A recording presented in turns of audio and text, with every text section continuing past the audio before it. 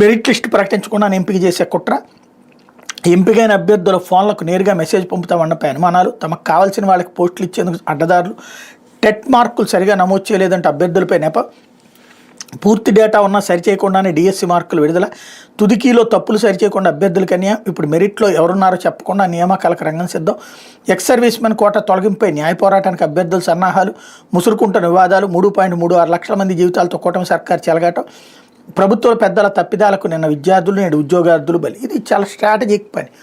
ఇప్పుడు ఇట్లాంటి ఏయో ఒక లోపం చేస్తే కేసులు పడితే రిక్రూట్మెంట్ ఆగిపోతుంది. అట్లాగా ఇక్కడేమో మేము డిఎస్సి నియామకం చేద్దాం అనుకున్నాము, చేశాము, పరీక్షలు కూడా పెట్టాం, తీరా చూస్తే కోర్టులో ఆగిపోయిందని చెప్పచ్చు. అట్లాగా ఏళ్ల తరబడి ఆగిపోవచ్చు. చివరి ఏడాది ఏమన్నా నిరుద్యోగులు అసంతృప్తి ఎక్కువ ఉందనుకుంటే అప్పుడు పోస్టులు గెలుస్తారు.